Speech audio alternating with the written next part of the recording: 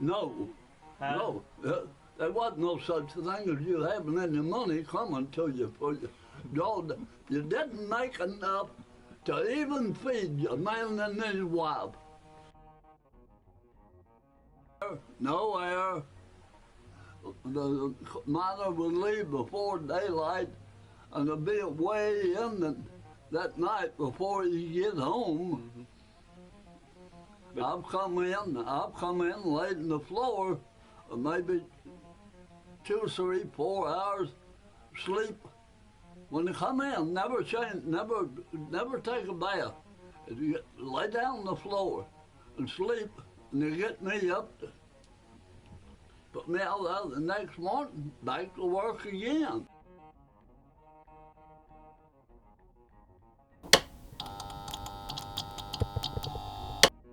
Hey everyone, Cryptic here. Chase, and this is Gage. How you doing? So nice to see you guys again. Thank you so much for joining us. Today we have a story. I don't know what it is because this man did all the research. So bless his heart. All right, let's hear it. What do you Today we're going back in time again. Oh, hopping in the time machine to talk about, and I've talked about this with you just because I'm a fucking nerd. Okay. The Battle of Blair Mountain. Oh, that you have quite a while back, but I do vaguely remember. So it's the largest American armed uprising since the Civil War. It's called the Battle of Blair Mountain, and it's an uprising for a good thing, not just to uphold slavery.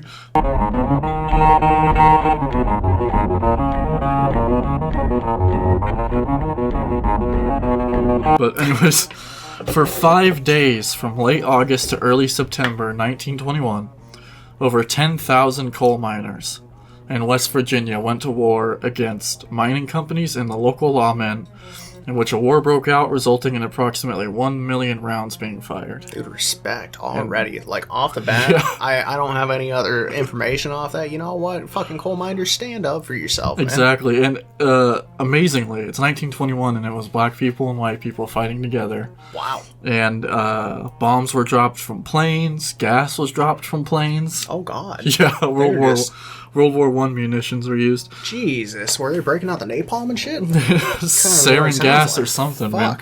Okay, so the background here. So it's after World War I. Okay. And American workers became much more powerful and larger in numbers. And this is mainly for 2 reasons. For one, there was a labor shortage. There was a decent chunk of young men who went to Europe and got slaughtered. Okay? Fair. That creates a labor shortage. Makes sense. And leading to less workers available to hire and fire, which gives workers more leverage. Obviously, if you can't replace somebody, you need them to stay. Yep. So it gives workers just a little more leverage. And then also, it's important to remember that after World War I, Europe, this happened too in World War II, but also in World War I, Europe was completely destroyed, which left pretty much like America and Australia, maybe not even Australia. America is the only industrial center of the world which wasn't just leveled by war. Damn. You see what I'm saying? Gotcha. Because they weren't in Europe, so they didn't get attacked, right? So this made American industrialization speed up at such a degree because there was such a huge demand from Europe to rebuild, right? And so this led to coal mining, steel milling, everything industrialized like that. And so because of all this background, unions started gaining massive numbers of members because of the new industrial boom, and I'm talking about like union membership being raised 10 times. So, real quick, just because I'm ignorant on the topic, is this the first time that we start seeing like real formal unions, or were they in place prior to this? So they were in place prior to this, and there were really important strikes in like Chicago, but these are like the industrial centers of America used to be like the big cities. Okay. And now we're seeing in the whole country being industrialized in such a way where there's a huge workforce and therefore much bigger unions. So it's more of an expansion upon it. Okay. Yeah. The most powerful union at the time was the UMW of A, which is the United Mine Workers of America, and they're still around today. But another aspect of this is that during World War I, the American government had a big hand in dealing with labor relations because they didn't want a strike or a lockout to stop war production, obviously. Okay. So they're like, the factories can't stop, the coal can't stop being mined. We need things to keep being produced. So the American government had a big hand in being like, you have a labor dispute, I'll side with the workers on this one just so we don't slow down. That's like a fucking first. Yeah, exactly. But after that, they were like, go ahead. There's no more war. Do what you need to do. Gotcha. Right? You guys can figure it out yourselves. Yep. Okay. So we have a gigantic increase in union membership, a big rising number of working class people, and a new hands-off approach from the government. And so now, with all of these, it's like a brewing bowl for some tensions, right? And then, so we can now zoom into West Virginia. This is where the story takes place. And West Virginia has so much coal, it's ridiculous. Really? Like, if you live there, you can find coal in your backyard. It's everywhere. Wow. Okay. Yeah. And so, unions have been failing up until the time we were talking about to establish themselves in West Virginia. This, for many reasons, it's totally out of the way. This is in Appalachia. It's just out in the boonies, okay? And coal miners in West Virginia lived in horrific conditions in company towns. You know what that is? A town set up literally by a company, just bare bones to try and get their workers there so they can keep working 24/7, something like that. So, if you got fired, you were evicted too, because the boss owned your house. Dude, that is a fucked situation. You don't get real money. They give you vouchers that you spend at the company store. Dude, this is a cult. Like, this... Yeah. And so, damn. the police are paid for by the owners, because the owners own the town. Most of the time, that's how it is. Everything in their lives are owned by the mine owners. So even if raises were given out, right, the company then raises the prices in the stores. Wow. To offset it. It's really bleak, and you can see why 10,000 people would risk their lives at this point. There were a lot of former slaves, because this is only 1921, there were former slaves, said it was like working at a plantation. You know, it was that bad. So, is that just the absolute, like, peak of capitalism, though? Controlling every asset of a market? I would say so, yeah. It's complete monopoly of your whole entire life. Yeah. Yeah, okay. So, the actual company lawyers, the actual mouthpieces of these companies said, quote, "It is like a servant who works in your house. If the servant leaves your employment, if you have discharged him and you ask him to get out of the servant's quarters, it is a question of master and servant." So they're making it pretty fucking clear. It's master and servant. Right, you're not worth much. Good lord. So the UMWA began trying to organize a union in the greater West Virginia coal mines, and the company promptly hired the Baldwin Felts Detective Agency. And so these were professional strikebreakers, union busters, pretty much mercenaries. They know what their job is. Their job is to lynch the union guys if they have to. Their job is to evict people out of houses. These guys were actually responsible for the Ludlow massacre, which is where they fired machine guns at workers' tents when they had their women and children in there. Yeah. I did not know about that. That's terrible. So the mining company hired these people to bust up the union. Mm-hmm. Gotcha. Okay. And they're essentially mercenaries, and they have no qualms about that. They know who they are. Yeah. And because the companies ran the towns, these people were often deputized into the local sheriff's department. So the sheriff of the town, yeah. Yikes. Yeah, they were made either railroad detectives or constables or even sheriffs, yeah. So even though the mining companies were doing all they could to stop unionization, by 1919 about half of all West Virginia coal mines were unionized. But not Mingo County, which is in the southwest of the state, which is where our story really takes place. Mingo County. And unlike most of the other counties in West Virginia, Mingo County managed to actually have a government not controlled by the companies. Okay. So they actually had a citizenry. Yeah. Wow. And so they had an actual mayor and an actual sheriff who were, believe it or not, they were union friendly.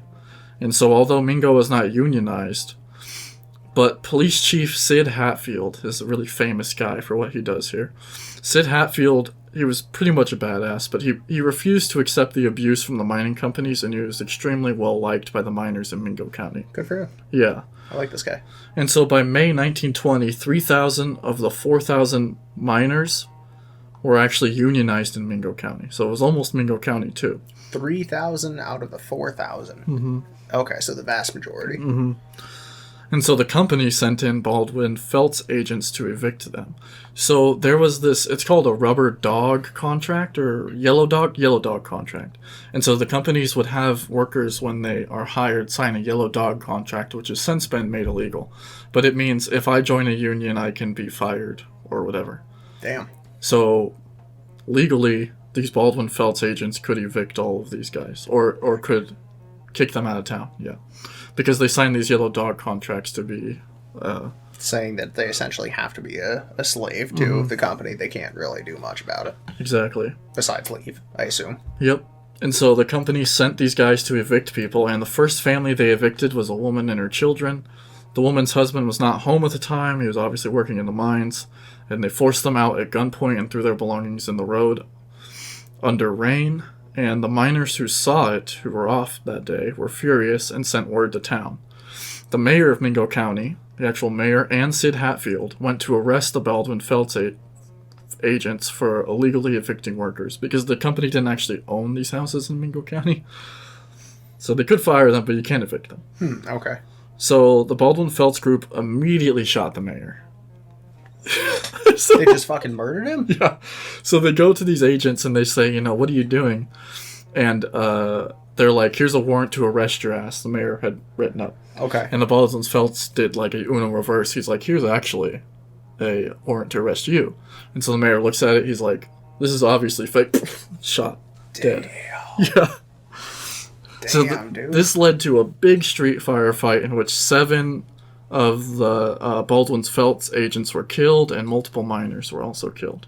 So everyone there was armed, it sounds like. A lot of people were armed. Okay, yeah. okay. Some of these miners are, World War I vets. They probably still have their rifles somehow. Yeah. Gotcha. And so the police chief, Sid Hatfield, became an immediate legend and hero to the Union miners because he lived, and all of the agents died, right? Okay. And a symbol of hope that the oppression by coal operators and their hired guns could be overthrown. Throughout the summer and into the fall of 1920, the Union gained strength in Mingo County, as did the resistance of the coal companies, right? So sporadic shootouts occurred up and down the Tug River, and in late June, state police under the command of Captain Brockus raided the tent colony of the miners near Williamson. Miners are said to have fired on the state police. And in response, the state police shot and arrested miners, ripped the canvas tents to shreds, and scattered the mining family's belongings. Both sides were bolstering their arms, and Sid Hatfield continued to fuel the resistance. Specifically, the police chief converted Testerman's jewelry store into a gun shop. All right. This police guy is crazy. So on January 26, 1921, the trial of Hatfield for killing... He actually killed the 2 co-owners of the fucking Hatfield company. They were 2 shithead brothers, and they died. Damn. So the trial for killing them began, and it was in the national spotlight and brought much attention to the miners' cause. Hatfield's stature and mythical status grew as the trial proceeded. He posed and talked to reporters, fanning the flames of his own legend. All men were acquitted in the end, but overall the Union was facing significant setbacks. 80% of mines had reopened, with imported replacements and ex-strikers. So they tried to go on strike. They were reopened with imported. They put people on fucking railroad cars, ship them to West Virginia, and then... Damn, just like from anywhere or from anywhere in the U.S.? Yeah, they typically get immigrants from like Ellis Island. Yeah. Makes sense. In mid-May 1921, Union miners launched a full-scale assault on non-Union mines. In a short time, the conflict had consumed the entire Tug River Valley. This 3-day battle finally ended by a flag of truce and the implementation of martial law. From the beginning, the miners perceived the enforcement of martial law as one-sided. Hundreds of miners were arrested. The smallest of infractions could mean imprisonment, while those on the side of law and order were seen as immune. The miners responded with guerrilla tactics and sabotage. So they would use dynamite and blow the coal carts off the tracks and shit like that. Another thing about this is that the coal company would, because you were actually paid in how much tonnage of coal you brought out of the ground, right? Okay. So you and your buddies, you go in the mine or whatever, you get all this coal in the coal cart, and it goes to a company weighman. And the company weighman says how much it weighs. You don't know how much it weighs. He looks at the scale, he tells you how much it weighs. They were always shafted. I was going to say, the dude's probably skimming at the very least. And so one of the demands of the union was just like, can we just have a neutral party? Like transparency. Yeah. Okay, neutral party. Yeah. So in the midst of this tense situation, Hatfield traveled to McDowell County on August 1st, 1921 to stand trial on charges of dynamiting a coal thing. Coal tipple is what they're called. I was wondering, if you have access to all that dynamite, why not just collapse the tunnels? It's like a real fuck you. Yeah, I mean, they want to be able to make money, man. That's the problem. It's always the problem, you know. Right. They gotta find that fine line of sabotage where you hopefully put enough pressure on the companies, but you don't take away your own livelihood. Gotcha. Don't take away your own job, but go and murder a handful of people here and there, and that'll really support your cause. Do a little bit of blowing things up, and yeah, pretty much. Gotcha. Along with Hatfield traveled a good friend, Ed Chambers, and their wives. As they walked up the courthouse stairs unarmed and flanked by their wives, a group of Baldwin Felts agents standing at the top of the stairs opened fire. Hatfield was killed instantly. Chambers was bullet-riddled and rolled to the bottom of the stairs. Despite Sally Chambers' protests, one of the agents ran down the stairs and shot Chambers once more, point-blank in the back of the head. Oof. Hatfield and Chambers' bodies were returned to Mattawan, and words of the slaying spread through the mountains. So these, heroes of the miners were just gunned down. Yeah. By the bolt. It's fucked. Were their wives killed at the same time? Because, no. Okay, just to open fire on those two. Mm-hmm. Gotcha. Somehow the wives weren't hit. They got lucky. The miners, angry that Hatfield had been murdered and knowing the assassins would escape punishment, began to take up arms and pour out of their mountain settlements. Miners along the Little Coal River were among the first to organize and began actions such as patrolling or guarding the area. Sheriff Don Chafin of Logan County sent troopers to the Little Coal River area where armed miners captured the troopers, disarmed them, and sent them fleeing. So the other counties are trying to put this down, and the miners are repelling them. On August 7th, 1921, the leaders of the UMW of A, which encompassed most of southern West Virginia, called a rally at the state capitol in Charleston. These leaders were Frank Keeney and Fred Mooney, who were veterans of previous mine conflicts in the region. Both were local, well-read, and articulate. Keeney and Mooney met with Governor Ephraim Morgan and presented him with a petition of the miners' demands, which again is having fair weighing, making real money, shit like that, right? Not unreasonable things by any stretch of the imagination. You would think not worth killing people over, but what do I know?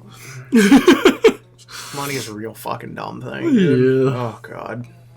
Okay, so when Morgan summarily rejected the demands, the miners became more restless and began to talk of a march on Mingo to free the confined miners. End martial law and organize the county, but Blair Mountain, Logan County, and Sheriff Chafin stood directly in the way. So these miners, hearing that they were not going to get any help from the government, decided that they would gather forces and march on Mingo County to free some arrested miners, right? At a rally on August 7th, Mary Harris, a.k.a. Mother Jones. Mother Jones was like a pretty famous Union lady. She was really old by now, but she gave really famous speeches at the time. She called on the miners not to march into Logan and Mingo counties and set up the Union by force. Accused by some of losing her nerve, she feared a bloodbath and a battle between lightly armed Union forces and more heavily armed Logan County deputies. So Mother Jones is known for being extremely militant in unionizing stuff. But even she, at this point, tried to stop these miners. She's like, this is going to be a fucking bloodbath. Yeah. Oh. Yet, feeling Morgan had lied to them again, armed men began gathering at Lenz Creek Mountain near Marmet in Kanawha County.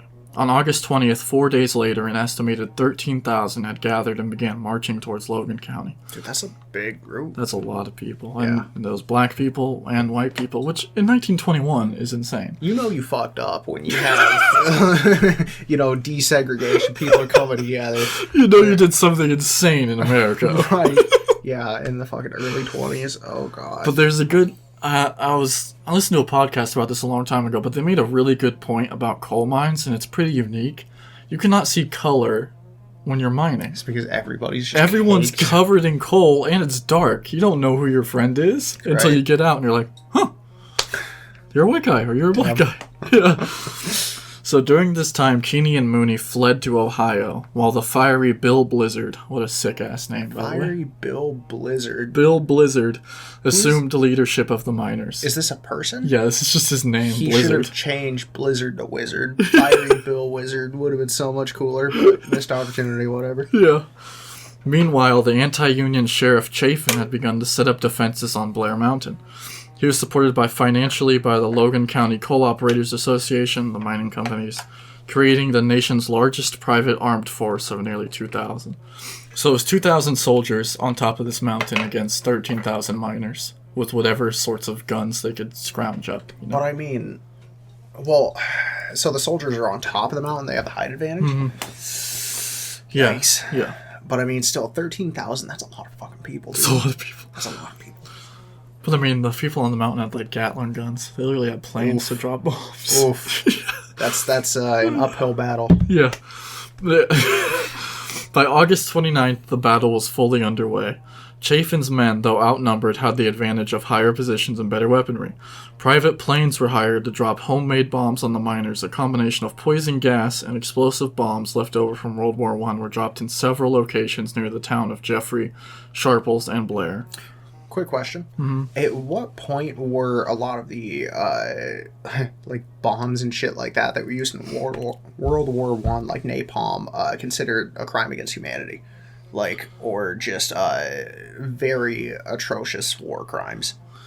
That's a good question. I think like the whole war crimes thing probably started either after World War I or World War II. I think before that it was just do whatever the fuck you want. Yeah, kill people in whatever way. It doesn't matter how gruesome or terrible. It had to have not been around for World War I because they used gas everywhere. Right. So probably after World War II, I think. That makes sense. Do you know when the Geneva Convention was?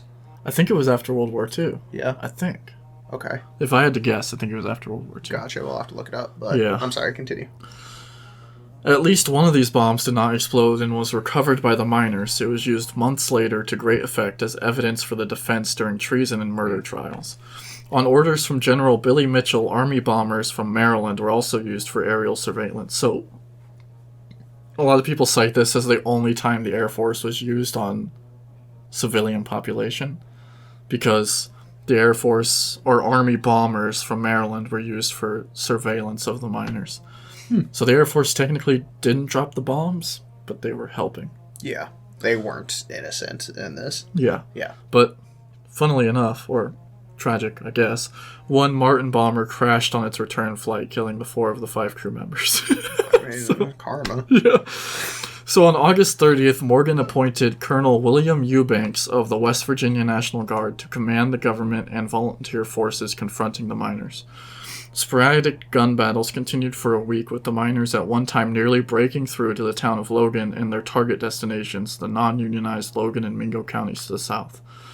Up to 30 deaths were reported by Chafin's side and 50 to 100 of the Union miners' side, with hundreds more injured or wounded.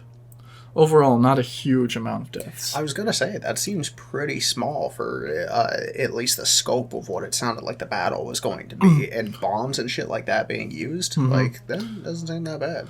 To be honest, I think most of these people, some of them were World War I vets in the miners, but I think the private army and most of these guys had no idea what they were doing. So you think that they were just the, like, I don't know, like stormtroopers? I think both sides were pretty much stormtroopers. Yeah. I could be wrong. I could be very insulting to these people. I don't know, but somebody's wagging a finger at you right now. Yeah. 3 of Chafin's forces, 2 volunteers, and a deputy sheriff were also killed, and 1 miner was fatally wounded. This was in another battle. Federal troops arrived by September 2nd. The miners, many of whom were veterans themselves, were unwilling to fire on U.S. troops. So, I don't know. This is a tough little bit of it right here, because the U.S. troops were sent in to put down the miners, and they didn't want to fight the U.S. troops. I mean, this is a weird type of chivalry going on. It is, yeah, but most of these people wanted to be patriots. They were like, yes, we like the Constitution, we like the government. It's just, well, I mean, to be fair, these company towns surely have to be against the Constitution, right? Like, they're definitely doing shit wrong. Yeah. That's so they really only wanted to kill company people, essentially, and they didn't want to fire on the military, and that's pretty much what ended it. Interesting. Is that they didn't want to fight the military. Not so even that they just stood down? Let's see. Okay. Bill Blizzard passed the word for the miners to start heading home the following day. So yeah, they stood down. Bill Blizzard? Bill Blizzard, dude. Dude, he could be a sick-ass DJ nowadays. So miners, fearing jail and confiscation of their guns, found clever ways to hide rifles and handguns in the woods before leaving Logan County. Some were found later, along with many spent-in-life cartridges, which helped archaeologists reconstruct the course of the fighting. After the battle, 985 miners were indicted for murder, conspiracy to commit murder, accessory to murder, and treason against the state of West Virginia. Though some were acquitted by sympathetic juries, others were imprisoned for years. The trial was paroled in 1925. At Blizzard's trial, the unexploded bomb was used as evidence of the government and company's brutality, and he was acquitted. Damn. So that's the end of the story, really. Coal, I don't know if they've accomplished this, but I know about like 5 years ago, coal companies in West Virginia have tried to destroy Blair Mountain. Really? To literally bomb it to the ground. Why? Because it's like a monument. It's a monument, yeah. And people to this day hold rallies like every year at Blair Mountain as like a show of respect for what happened there. Wow. And so they literally are trying to destroy the actual mountain. Dude, that's fucked up. Yeah. And I watched a little documentary about it a long time ago. They had to, in order to do this, you had to send out a petition to people to sign. And when people investigated the petition they were sending around to blow it up, they found so many inconsistencies. People who were dead had signed it, stuff like that. No. Yeah. Jesus. So that was the Battle of Blair Mountain. It didn't accomplish much. But one hell of a story. Honestly, one hell of a story. It gave me some like John Brown vibes. Yeah. A little bit, like, not gonna lie. I like that though. Just kind of the standing up to fucking shitty people overall. Yeah, man. That was a brutal time to be a fucking coal miner. I mean, every time is brutal to be a coal miner, but I think it's still kind of brutal. Yeah. Fuck. Yep, so that was another history one. I hope the two of you who watched liked it, learned something maybe. I don't know. I'm still just thinking about that, man. Good lord, just how fucked up it is that a company literally owns your life. Because, I mean, what can you honestly do with that situation if you say, okay, I quit this company, then you don't have a house, you don't have money, you don't have food, where are you gonna go? Like, how far is the next town? Did they just ship them out into, like, literally the middle of nowhere so, exactly. Like, you can do anything? I don't know. Like, it's not like you can buy a train ticket, you don't have fucking money. Right? Oh my god, that's just a fucked up situation, man. Yep. It's brutal, and they stood up to it. Good for them. Good for them. Yep. Yeah. Better trying than doing nothing. Absolutely. Well, thank you guys so much for watching. If you ended up sticking around to the end of the video, if you can, leave a like, comment. If you feel up to it, subscribe. We have a handful of other videos that are going to be coming out. If you have any recommendations as far as things that you think we can do better or video topics, please let us know. We are more than welcome to any recommendations, really. Yep. You have anything else you want to say? Not really. Just, you better subscribe. I'm sick of this shit. We want to get our 5th subscriber. Let's go. Come on. All right. Thank you guys so much. Take care. Bye.